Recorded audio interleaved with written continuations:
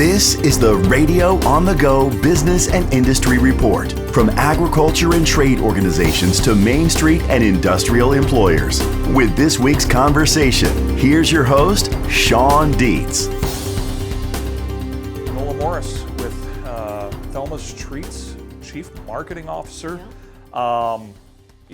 We're visiting today because the Thelma's brand has become kind of pretty iconic in the Midwest. Love hearing that. And it's growing. But you guys had a start really in my neck of the woods, in our neck of the woods in Hampton.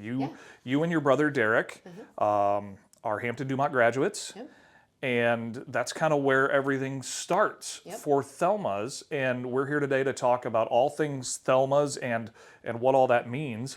So I'll just let you take it from there with the introduction and kind of the origin story of Thelma's. Let's do it. Yeah. I love that you started with Hampton. We don't get to start our story with that very often. Sure. But my brother and I reflect on our childhood and graduation from Hampton-Dumont very fondly. So it's nice to kind of take it all the way back. But neither Derek or I set out to create a company or a brand like Thelma's, but we definitely have always held our upbringing and our background in rural Iowa very close to our hearts. Sure. And both pursued degrees at Iowa State University.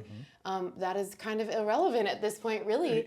But in 2012, my brother decided to take our great-grandma Thelma's snickerdoodle recipe that we grew up on, that she always tucked away in country crock containers.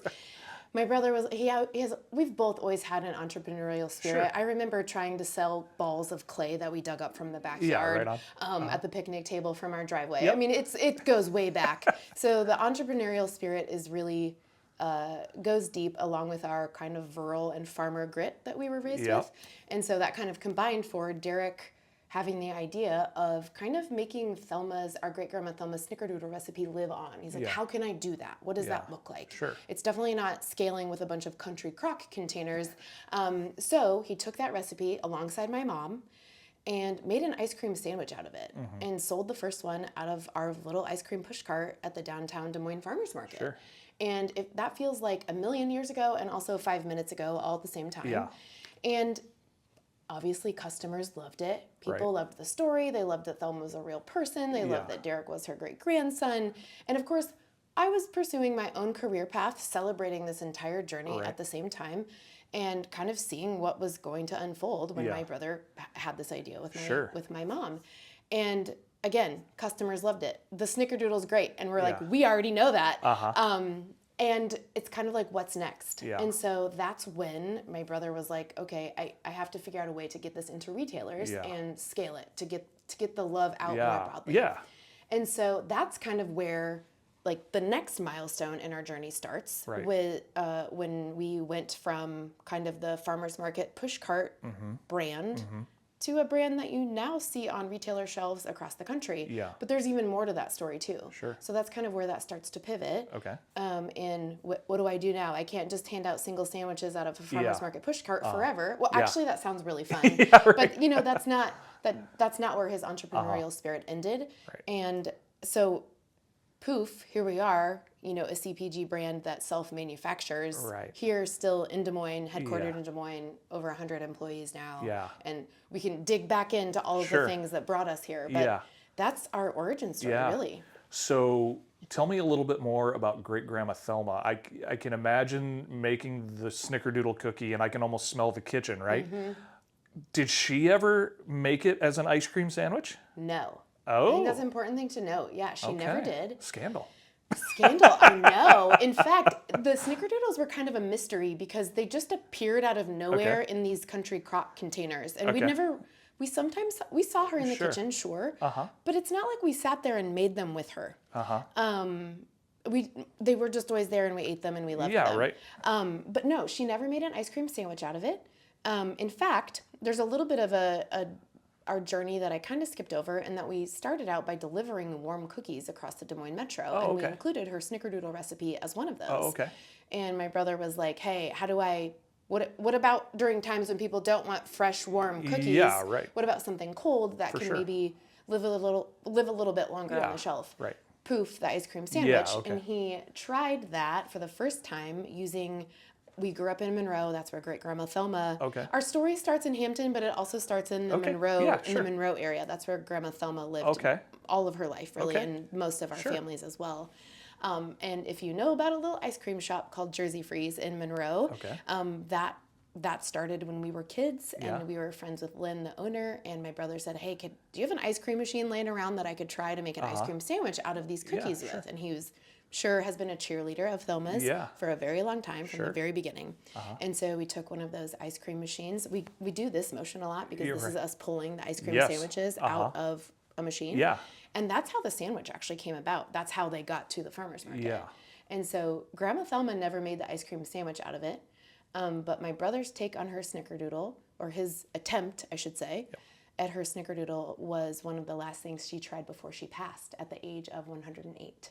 Oh my goodness. So we like to say that the snickerdoodle might make you live forever, or way longer than you anticipated. So I'm kind of jumping around, but that kind of is the story. It's her recipe, something that was so nostalgic for us that we associated with her. My brother thinking, wow, more people need to try this. Let's deliver them warm. My mom was the face of that delivery for a few years. And then what next? The ice cream sandwich. Who do I know that can help me fill these with ice cream? Lynn came through, and then the push cart, and here we are. So it's so great too that there's another local business that ties into that, right? Like it's not like you guys, went and grabbed a pail of ice cream just from some regular national brand.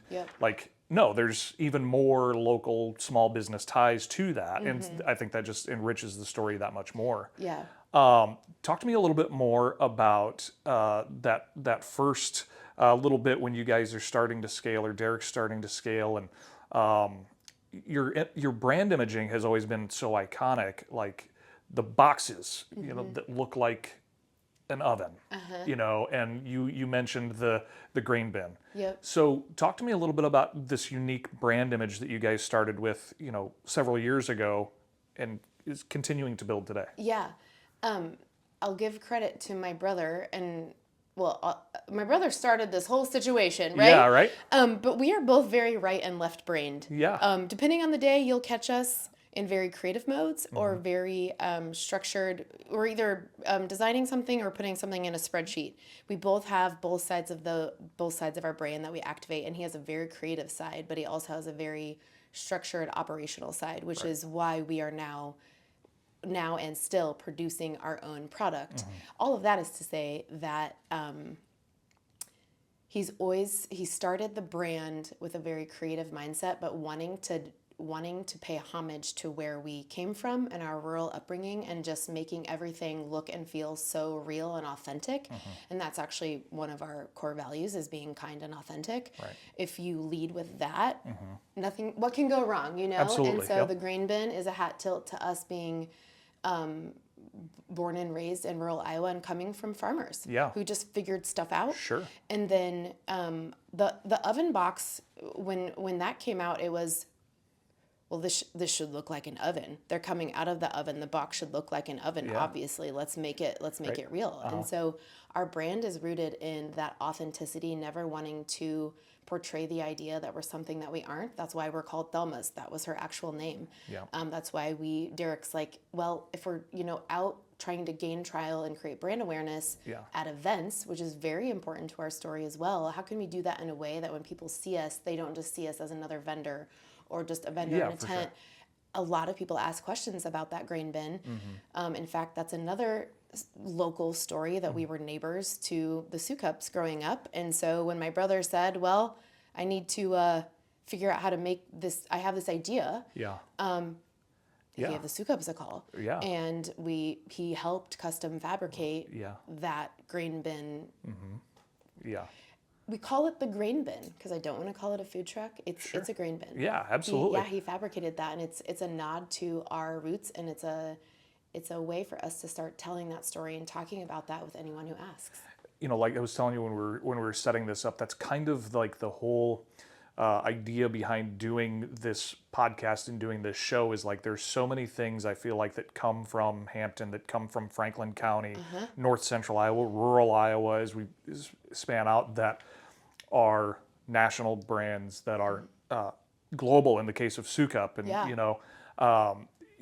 so often I think it's easy for students, young people to get this idea, oh, I come from a small town, and there's sometimes a negative connotation with that. And also as the rest of the country looks at the flyover states. But I think Iowa's kind of coming out of that a little bit. Des Moines is always one of the top rated, cities to live nationally. And then as people are like, I don't know, maybe Des Moines is not quite it, but Iowa is, So, there's rural places that are picking up. So I'm so glad that you touched on the fact that, you've got this ice cream store that's a part of the story. Sukups are part of the story. It's also, it all ties together so well. Yeah, and I think that's, my title is CMO, right? Sure. So you can do the math on what my role is. We all wear a lot of hats at Thelma's by design. But one of the things that I take very seriously in my role in marketing the Thelma's brand and marketing it as we grow is staying true to all of that without being confusing to new customers in new regions, but also making sure that they know that that is our actual story. Those pieces and parts might sound wacky or unbelievable, but they're true, and they are truly, without those pieces and parts, we wouldn't be who we are today. And so scaling that at a national level is really tricky because folks are making purchasing decisions even at the grocery store based on brand stories now. They aren't just looking for the cheapest price. They want to connect with the brand. Different reasons, for different reasons, of course, but we want them to connect with it because of our story, because that is a real story. So still to this day, we just launched our 4-pack box. What year is it? It's 2025. At the end of 2023, beginning of 2024. And our story about the push cart with a picture of my brother and my mom are on the back of that box. And I'm sure some folks read it and like, what? This has to be made up.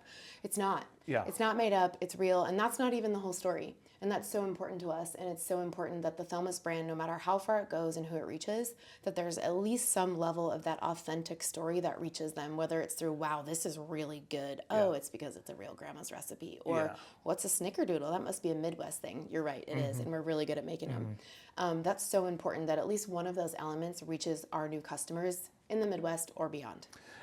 Yeah, and so it's funny you mentioned, you use the term folks, right? So I think, so what interests me about it, because I was thinking like even the Thelma's brand name, it seems like to an outside skeptic, oh, like this is a really clever folksy name for a Midwest company to have. Well, that's because it's authentic, and that's because it's real. It's an actual grandma's Absolutely. name. But it sounds like, wow, that is a marketing genius that came up with that. It's just real. My brother gets all the credit for that one. And you're right, it's a real grandma. But that actually makes it tricky from a marketing and brand perspective in making sure that we don't accidentally, that we aren't perceived in that way. Yes. So there are definitely trends that we very intentionally don't jump on. Yeah. You will never see a wacky, trendy flavor come from the Thelma's brand, because that's not our brand. Right. Our job is to deliver those grandma, homey recipes to you and your freezer shelves. We're not here to jump on the trends. Other brands can do that, and other brands should. There's room for all of us, right? But that's not our brand. Right. And that has given us our brand guideposts. It's helped us, hone that brand when it's on frozen shelves. But that helps guide us. In fact, it is very easy to look that folksy way, like you said. It's very easy to do that. We're choosing the harder path and doubling down, like that's a real grandma. Yeah. That's a real grandma. Right. So, yeah.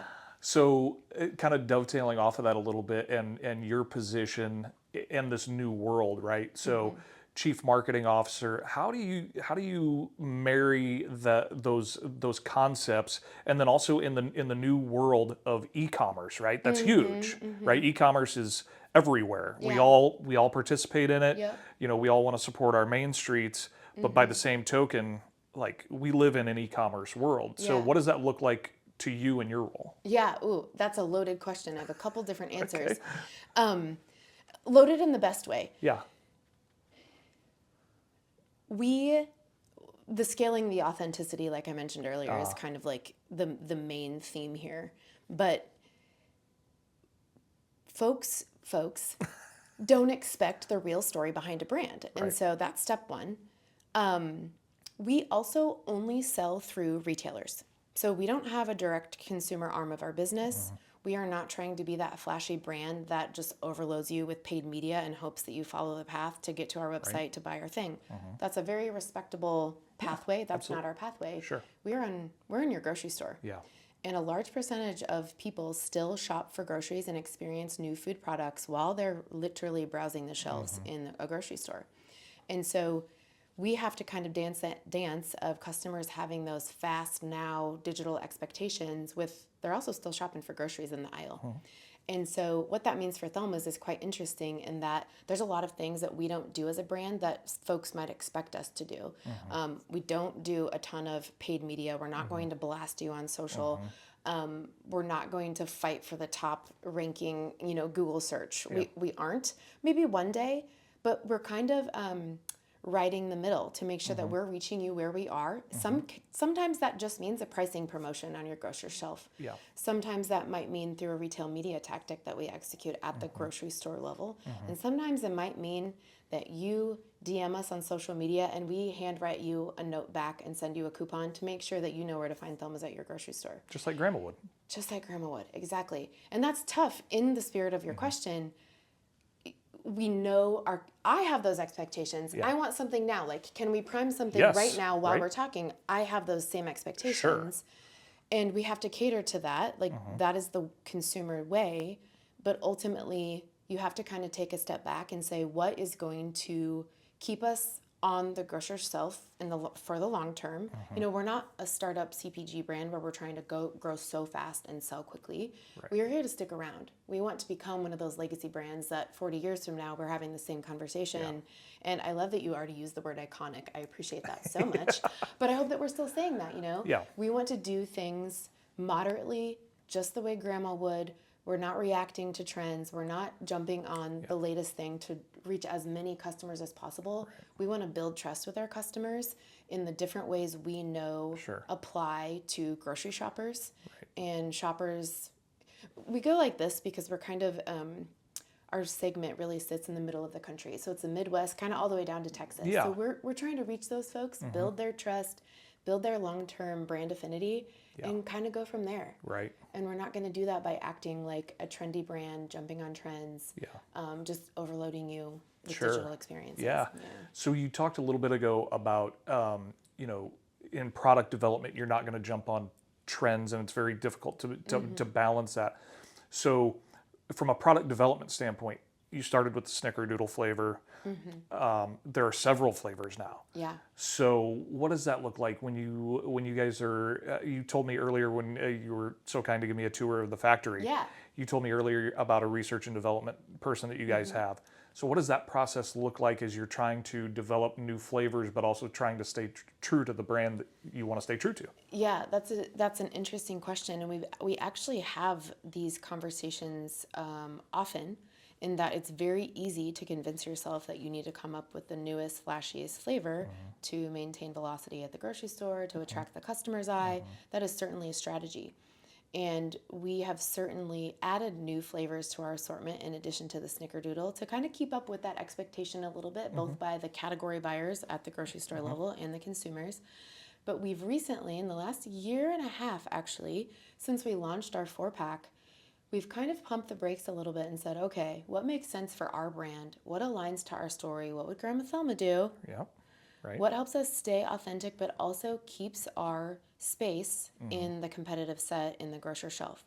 That is staying true to our brand, staying true to our Snickerdoodle, staying true to those flavors that are truly nostalgic, and not necessarily continuously pumping out new flavors. We actually want to become that frozen shelf staple, and we want, when you say Thelma's, you just know it's a Snickerdoodle sandwich.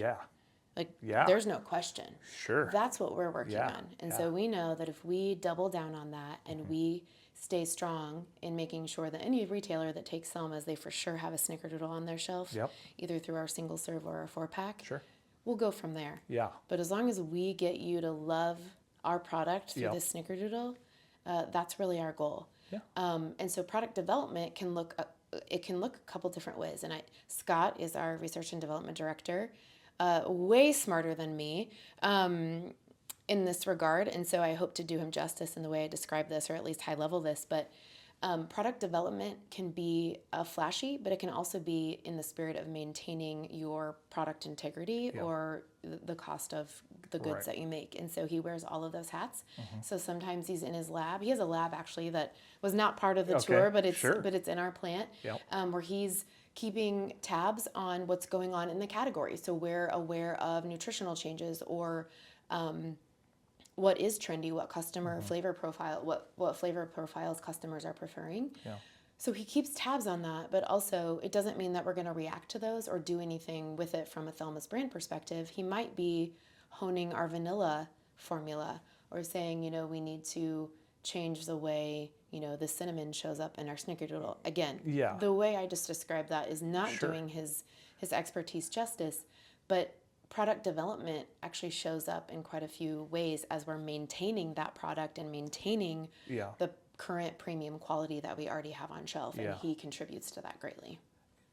And so then shifting gears a little bit into supply and distribution. So supply chain throughout the last 5 years, 6 years has been a challenge for a lot of manufacturers. Talk to me a little bit about that and how you guys have come out of that pandemic response to back to growth again. Sure. Again, a couple different ways to kind of weigh in on your question here, but at a high level, the grocery industry and the food industry was like our safe space during the pandemic, right? So sure, supply chain issues, absolutely, but consumers still, we could eat and we wanted to eat. And so the grocery industry was not actually that greatly impacted by that. And we weren't impacted as a brand all that much during the pandemic from a buying perspective. So retailer shelf, that was our safe space, you know? And so in a sense, that allowed us to continue our growth trajectory. Didn't really give us any hiccups. But part of our growth, again, pivoting kind of my answer to a different direction, we were able to hire our purchasing and logistics director, Sarah, who you met at the plant. She joined us a couple years ago, and she comes from that space. She has that expertise. So she is actually single-handedly helping us grow how we even view supply chain management and how we view that part of our operation. In fact, she and I are, double clicking into her role right now and understanding, okay, what do we need now? And how do we continue growing and keeping a pulse on all of that? Because purchasing and logistics, just that title alone, does not cover everything that is included in that segment of our industry. And there's so much more for us to learn and to optimize as we grow. So again, two different answers to one question, but that's how I view it. Absolutely, and I think that's the key to a lot of the questions is there are multiple angles for sure. Yeah, because I think it's easy, on the outside looking in, you're just like, of course, Thelma's makes a thing and it's on grocery shelves and it just happens, right? Well, my brother was never handed the keys to some sort of manufacturing facility or to a CPG brand. He started this literally from scratch, pun intended.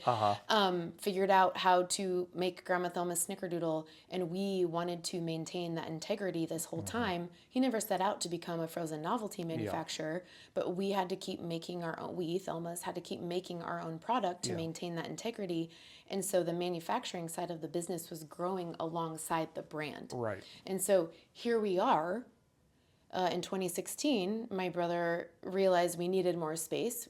Our story goes, we have had shared kitchens, we've had tiny kitchens, and he finally committed in 2016 to an actual production facility. And at the time, I was telling you during our tour, we're never going to fill this space. Right. And now here we are in my home office because a lot of the brand and marketing activity. The magic happens here, Shawn. The magic happens here. And the plant, or if someone, looks up Thelma's and it's 2323 Hubbell Avenue in Des Moines, that's our manufacturing facility. Right. And that's where the manufacturing magic happens. And my brother didn't necessarily set out to create a brand and a manufacturing facility, but he was so committed to making something really good and maintaining that integrity that here we are. So now we're a manufacturing facility that has an owned brand, Thelma's. And spoiler alert, I can actually talk about this now. We have a DBA called Red Scoop Manufacturing. And Red Scoop Manufacturing is named after the original scoop that we used for our dough when we scooped the cookie dough to bake the cookies. And so you'll see a scoop here and there as part of our brand story. And our DBA is called Red Scoop Manufacturing. And this is kind of like hot off the presses. Really, it's been cooking, again, pun intended, behind the scenes for a while, but you heard it here first. We do co-manufacturing and private label production for other brands that you are very much familiar with. And so the Thelma's owned brand that we produce is kind of taking over the Midwest and center of the country. I keep going like this. We always joke that I do this a lot. And then we produce similar products of the same Thelma's quality for other brands that have solid markets on the East and West Coasts. And so here we are. We are a frozen novelty manufacturer headquartered in Des Moines with over 100 employees. And we are still maintaining our owned brand that started it all with Great Grandma Thelma's Snickerdoodle. So every day we get to think about what would Grandma Thelma do, not only for the brand that we're trying to grow and continuing to grow, but also for our manufacturing facility and the employees within it. So here we are. So look for the Red Scoop, right? I mean, you probably won't ever see the Red Scoop. It's really the Red Scoop is behind the scenes. And so the Red Scoop is behind the scenes of other brands. I feel like I just got the Red Scoop. You did. You got the whole scoop. I always say you're either in the loop or you have the scoop. So we have the loop on the bottom of the Thelma's tea. That is a very strong piece of our brand. So you're either in the loop or you got the scoop. All right. I love what you did there. Yeah, thank you very much. Marketing genius. Well, what can I say? So talk to me a little bit about so you're relatively new in your role. I mean, a year, right? I think is what you told me. A year and a half. I mean, obviously you're familiar with the brand, the family, the story. Obviously that's all a piece of it. But what have been the challenges to officially coming into the company? Is this when we really break into this is where we really family drama, brother, sister? Absolutely. Let's make it a scandal. I love that question, and I appreciate you asking that because kind of no matter how you slice it, my brother and I are the only siblings. We're a family of four: mom, dad, brother, sister, right? And my parents, both grew up on farms, and they decided to tell us, whatever you think you can do or want to do, just go do it. Which is actually kind of intimidating if you really think about it. Because we were like, wow, it really gives you a lot of confidence, but you're like, oh, that kind of leaves everything open. We both have very creative brains. We have very operational brains. And so all of that is to say that my brother and I have always had very parallel but not paths.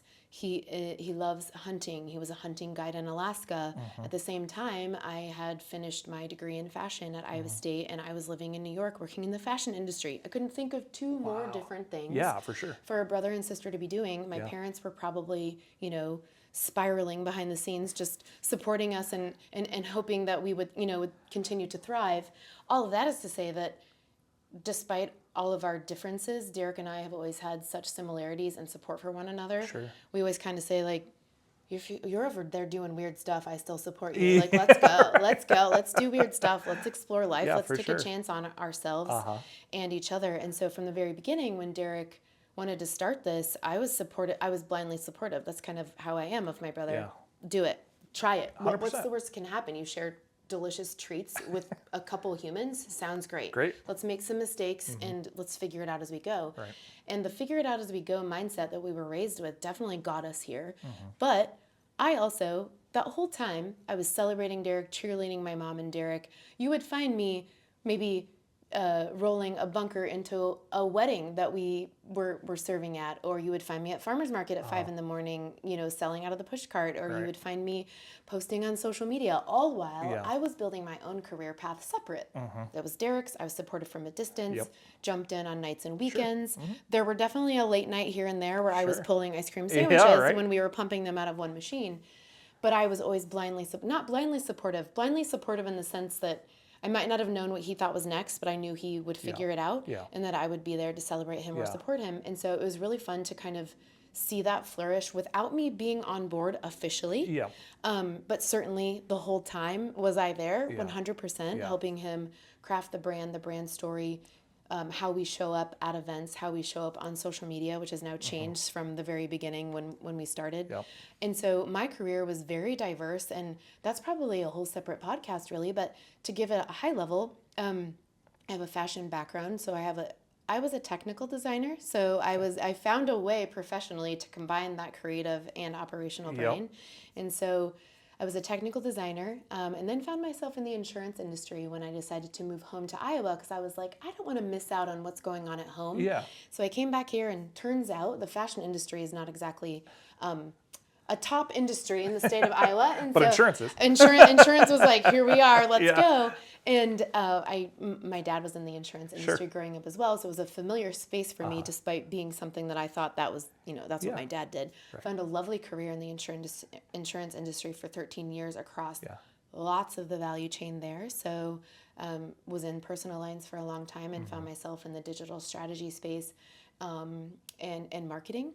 And again, whole separate podcast, but all the while celebrating and supporting Thelma's growth in different ways. I left Iowa, came back, and ended up in the last 4 years, 4 plus now, 5 years, in the tech industry, and more recently led a tech company that served into the financial services industry within the social media space.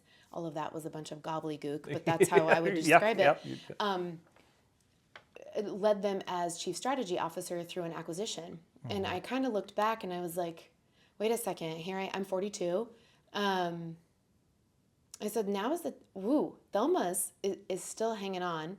Look at the growth. Look at what Derek has created. He's manufacturing. We're still manufacturing our own. We have this owned brand. And my next step, I knew it was a CMO role. From CSO is going to be a CMO role. And I said, wait a minute. Now's the time. It's been long enough. Why wouldn't I put all of that energy back into something that I love so much and that I blindly trust and blindly know it's gonna work and it's gonna be okay, and something magic has already happened and will continue happening. Right. And so I called Derek and I was like, wait a second, I'm not 20 anymore. Thelma's isn't new. This is sticking around. All the skills that I've developed in the past almost 2 decades now. You can do the math in there somewhere, a decade and a half. We're similar in age. Well, you already right gave now. your age. So. I know, and I think women should wear their age on their sleeves. Yeah, so absolutely. I welcome others to do that. Yeah, for sure. We kind of looked back, and I'm like, wait, this is a decision that I get to make that is the right thing for Thelma's. Thelma's needs, we kind of grew as our brand growth occurred as we were manufacturing our own product. And so the Thelma's brand has a lot more to say. The Thelma's brand has a lot more behind it that we are now going to be able to unlock because I'm able to put all of that energy to Thelma's. So I hope that I can tell you, buckle up. There's so much more to come from a brand perspective. And I'm honored to be able to come to Thelma's officially and put all of that energy and my expertise that I built over, while Derek was building Thelma's, that I gained in my career, and come apply that to Thelma's. So that's why we're here. And that's awesome. I think it's awesome that you identified within yourself the qualities that you felt could help, not necessarily what was missing because the branding was there, definitely. but definitely a way that you could help out and be part of the family business, really. And that transitions me nicely into leadership, which I feel like came from mom and dad, right? Yeah. I mean, they instilled in you that do whatever you can, figure it out mentality. And just in touring the plant earlier, the leadership and culture, it was interesting to me to see. It felt like a really big family. Like you said, you've got. I love that. I love that. That's what you it's felt. like so because as we were walking around, it was interesting to me. Everybody greets you with a smile and a hello. Like it didn't matter what their position on the floor hey, Shawn, was. get in here. Set your coat down. Yeah, absolutely. And you're introducing me to everybody that we walk by, and you're saying these are the machines, and you're introducing me to people. It's not like you have a title and a position that is a higher level, but when you walk through the floor, they know who you are, and they greet you with a smile as they would their sister. Yeah. Yep. And so, is that intentional or is that natural? Ooh, both. For me personally, it's sure. natural. Yeah. My rule is if you're around me and you're not comfortable, then something's wrong. Okay. Just in life, Yeah. right? So that's how I operate in my life.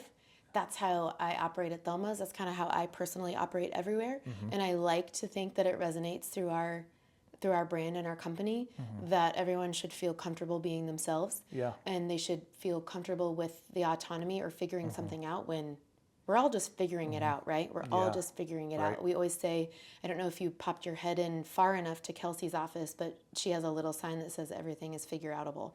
And I'm like, yeah, it is, isn't it? And here we are. Here we are, right? We figured it out. Yeah. And so it's a combination of things, and I love that. No one's ever asked me that question in that way. Yeah. I would say it's both. But my brother and I were very, we were kind of just raised in that way, to just everyone's just a person figuring it out. No one really knows what they're doing, but everyone can figure it out. And yeah, there's a playbook and there's a rule book somewhere. Let's follow some of those rules where it makes sense and gets us where we need to go, but let's break some of those too, because, you know, we watched our family figure it out. Sure. You know, I always think, I grew up watching my dad fix everything. You know, that's what you do on the farm. Yep. You find a way to fix it. Right. There's no time or money to buy new, right? And so that's kind of the energy that we have at Thelma's. But now we're kind of at the point where there are some industry best practices that we need to follow, and we are bringing in people that have industry expertise or, you know, experience in growing a brand, or, you know, growing our purchasing and logistics function, or, you know, research and development. Now we're kind of dancing that dance where we still, just like I explained earlier, in the way we want our brand to scale and that authenticity to scale, we want our authentic company culture to also scale. And that can be tricky, because we all come from a place of, we can figure it out. I believe in you. I don't care, you know, what your degree says, or what your degree is or isn't, or what your background is. I know that you can do it, and I'm going to show you how, or I know you can figure it out. Yeah. That can help us win, and that can sometimes get in our way. As we've grown, I think one thing that's important, and that's something that I do bring to the team at this particular point in our journey that would have not otherwise been valuable, you know, 13 years ago, is some team structure. And how are we organized, and how are we communicating with each other to stay super efficient, and knowing, I think that's Shawn's job. I know that it's Shawn's job, and I know he's going to figure it out, versus, I don't know whose job that is. Do I need to figure that out? Right. That can cause inefficiencies. Yep. And so scaling that is also tricky, in that one of our values is no one is above the work. Yeah. So you will see Derek, the founder and CEO, doing crazy stuff. Right. He might be laying under a truck, changing the oil. He will be laying under our flow wrapper, figuring out how to weld a new part to it so it can continue operating at the clip we need it to operate at. That will always be true, but it's also so important as we grow that we allow people to be in the roles that they're really good at, so they can flourish and stay efficient. Yeah. And so, loaded answer to your loaded question. That's kind of the theme of this interview, really. That's kind of who I am as a person. Yeah. So, you know, it's intentional and natural, 100%. Yeah. Just be yourself, figure it out, but also ask for help and know who else might be the expert that can help you along the way. I love that no one is above the job, right? I love that mentality. Back in a former life, when I was in the political world, I'm a recovering politician. Oh. We meet on Tuesdays. Okay, don't invite me. I don't want to come. But you know, I would find myself, you know, in my day job taking out the garbage, and my second job delivering pizza. Yep. And I would oftentimes wonder, like, how many other legislative candidates are doing this? You know? I mean, I hope a lot, but probably Yeah, few. right. Yeah. Well, and you know, I mean, there's a lot of farmers, obviously, that do that 100%. job, but just the mentality, you know, I only tell that story to relate. Yeah. You know, that mentality, I think, is something that I identify with very, very well. I mean, it's funny because the other day I was standing outside, and, you know, we have a large dumpster, and spoiler alert, sometimes there's ice cream and cookies in there, right? Yeah. And I saw them spilling over the edge. Happens all the time. Sure. And my instinct was to run over there and just clean it up. Yeah. And then I said, wait, sometimes I do have to remind myself of our scale and our roles. Sure. Like, wait, that's probably someone's role, and I might be getting in their way, or there might be a process that I need to follow to do that, or let someone know. And just the little things like that can sometimes trip you up, because, you know, we have to honor our sophistication, but also honor our story. Well, and I think it's really important too, because I think it's important to everybody's identity, right? That, you know, I'm paid to do a job, and you need to let me do that job. And I want to be really good and efficient at it. Yeah, 100%. Yeah. So, yeah, I mean, I've said that before too. Everybody, I think, in the notion that maybe you felt like, you might be stepping on somebody's toes for cleaning that up, you had that thought, your heart is in the right place, but lurking around the corner is somebody whose job that is. And I might create an inefficiency by doing what I think is just picking up the garbage. You're just helping. That's why, we're at that point now Sure. where we've grown enough where we do have to kind of apply some of those organizational, ideals to our structure and communicating.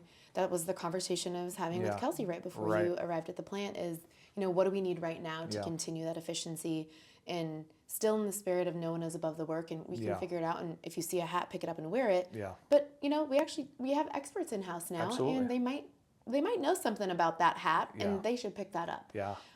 So that gets kind of tricky. In fact, I have to make a mention of my outfit while we're talking about that because I noticed the Thelma's logo. Okay, thank you. I don't know if the camera can see it. There is a Thelma's logo. I kind of have my little set of things that I like to wear when I'm either out and about or just I wear them all the time. Sure. It's funny because I get compliments on this from a style perspective, and people that know my fashion background might think that it's a style choice, which that's a bonus. Of course it is. Of course. But it's actually because it's really tough. I can hop in an ice cream truck, I can jump in a freezer, or I can sit at my desk. And those are the criteria that I need my fashions to follow. There you go. And that this kind of is the illustrator of everything we're talking about. Because we want to be all the things. I want to be functional, but I want to be fun and relatable to other humans. Right. And so every time I put this on, which is most days, I think about that. It's really an indicator of the Thelma's brand in so many different ways. So all of this to say, we've had a great conversation, but what's the vision going forward, right? So when you think of where Thelma's has been in the last 10 years, where's it going to be in the next 10, 15 years? Staying true to these core values, I know, is important. We've learned that today. But I think as I hear you talk, I think growth is obviously part of it. But I'd just love to know the insight into your mind and your brain as to where you think the next 10 years lead Thelma's and Red Scoop. Yeah, Red Scoop. I don't think I know or I believe I'm manifesting. In the next 10 years, sooner than that, I see both the Thelma's owned brand thriving in the center of the country, if not further, where we can really build those relationships and build that customer affinity for who we are and what we stand for. And then Red Scoop continuing to produce high quality premium frozen novelties for the brands that maybe couldn't do it otherwise, that are we are all collectively keeping an eye on a category, and the ice cream, there's a sandwich category, but we're an ice cream cookie sandwich manufacturer.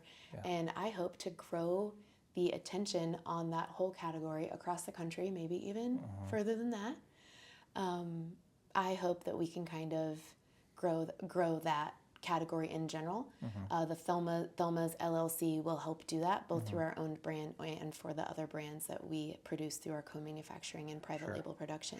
So in 10 years, I would like to say that you'll see Thelma's in every grocery store, for sure in the center of the country, if not further, all the time. You always know where it is. There's always a Snickerdoodle 4-pack there waiting for you. If not, also our chocolate chip, mint double, s'mores, maybe our single serves, and that if you ask anyone what a Thelma's is, you don't even have to discuss what it is. Or it's the Snickerdoodle ice cream sandwich, but they also have other flavors. They're really good, but you gotta have the Snickerdoodle.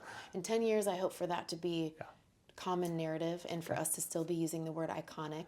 You're manifesting that for us. Absolutely. And that our manufacturing facility, I suspect, will have to go somewhere else very soon. Okay. Still stay in hopefully the heart of Des Moines, but we're growing, and we're growing quickly, and other brands deserve that premium manufactured quality, and in order to do that, we're going to have to grow, and our footprint's going to have to change. I love that, and I'm always going to think of, when I see Thelma's, the Hampton-Dumont graduates that kind of started it up. The Bulldogs kind of, there you go, the Bulldogs that kind of started it all.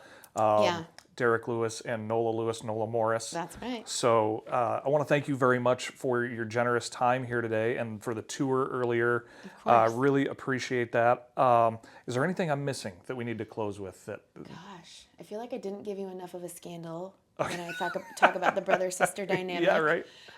There's no scandal. The scandal is that there is no scandal. There is no scandal. Yeah. My brother and I are just like You just get blindly along supportive of each other, or even when we don't get along, we call each other out. It's constructive. But man, I always say like we are like this. Yeah, you do this and I do this, and here we are. It's all good. And my parents definitely instilled that. That grit in us. Sure. And I joke with them. I'm like, look what you did. Yep. Here we are. Yep. Look at us now. Yep. And I guess probably the only thing that there's, a lot of different pathways we can take in a discussion like this. I do think it's important for me to reflect on our team that has helped us get here and the folks that have helped us along the way that aren't necessarily on our full-time team right now. That includes family members who are related to Thelma, some who are not related to Thelma, hopping in the grain bin during an event when we were trying to gain trial and or run a demo, a sampling event at a grocery store. Family members, friends, doing that, pulling midnight ice cream sandwiches as we've grown, advocating for our brand in new states where we didn't have a footprint before. The team who has helped us build our manufacturing function. My dad's grit is in there a lot as well, but we have team members that have been with us from the very beginning, and now they're supervisors on the manufacturing line, and they've been there from our shared kitchens now to leading their own teams in certain segments of our production facility. And my brother's best friend, who is also named Derek, is our VP of sales. Right. And we have HR and sales support, Aaron, who lives in Missouri, and our marketing manager lives in Ohio. And we've built the team very intentionally with people we know and trust, but also that we know believe in what we're doing and in the figure it out vibe of Thelma's. And there's a few team members that I haven't mentioned specifically as well. Our quality manager, I mentioned Sarah, our production team. I can't mention all of them by name because there's quite a few of them. Sure. Sherry, you met Sherry, running things in and out of freezers, just kind of, she runs things that go in and out of Thelma's. I mean, she's been with us from the very beginning, and we are like family. And I actually kind of cringe usually when corporations or, it's a common phrase used in the tech industry, and I cringe at that because a lot of times it's forced or it insinuates that you should give all of your time and energy blindly to, to your work. Yeah. And that is where it's important to have that boundary and draw that line, and that we treat each other and respect each other like family, but we also celebrate boundaries, and we want you to go flourish in your personal lives, but flourish when you're at Thelma's and feel comfortable and like you can be yourself and feel like there is autonomy to make decisions to grow the Thelma's brand, and that you don't have to follow a rule book to do that. And I think that's important for me to mention. I mean, that's really the tie that binds this entire story, right? On top of the grit and the figure-outedness is the team that's gotten us here, and the team that you might not see in our org chart. It's the family members. It's Uncle Don that, rides with my dad to deliver bunker freezers, or Mike Thornburg. Haven't mentioned him by name.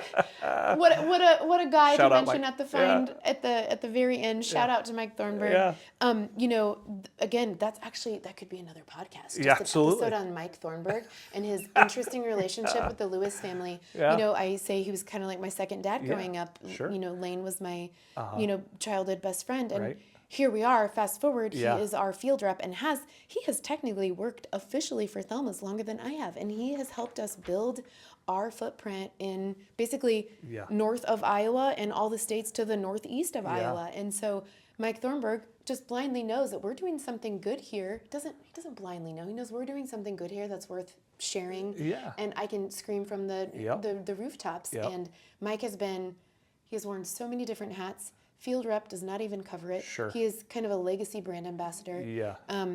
In fact, that's the new name that we give my mom. I haven't really spent a lot of time on my mom. She's part of our origin story, but I call her the Colonel.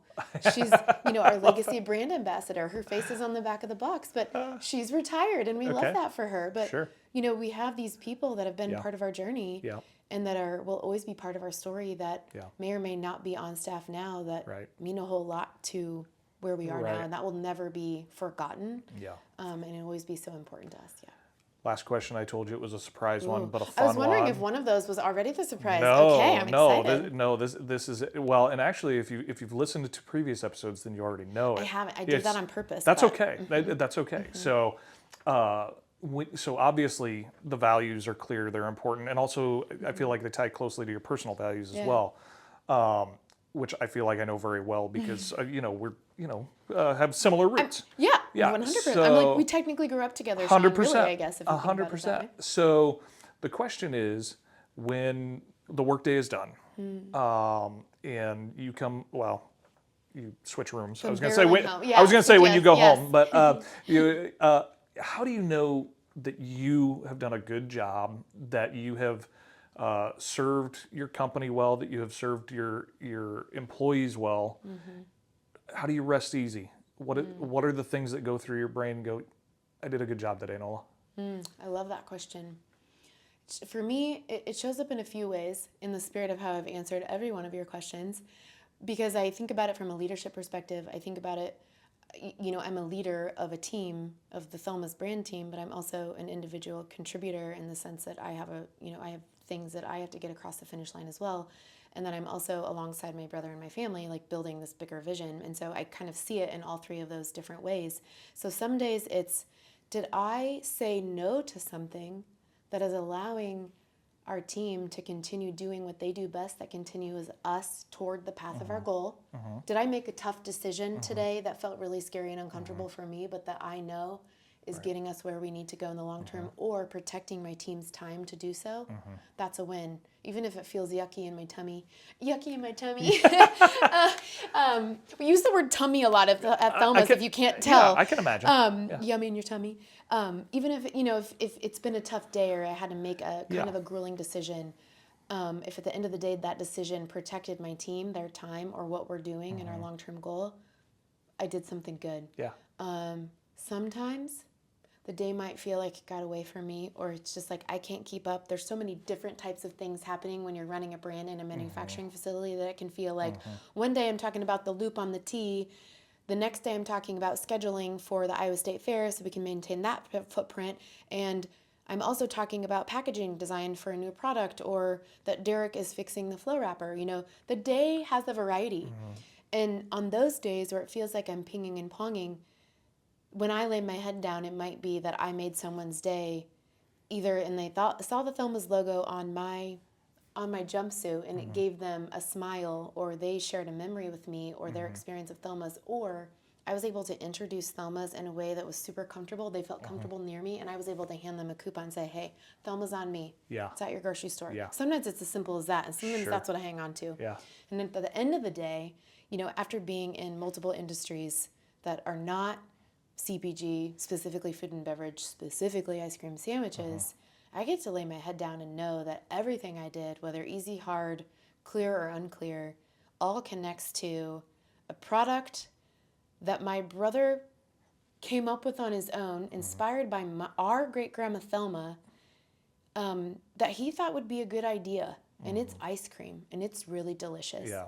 And what better than that?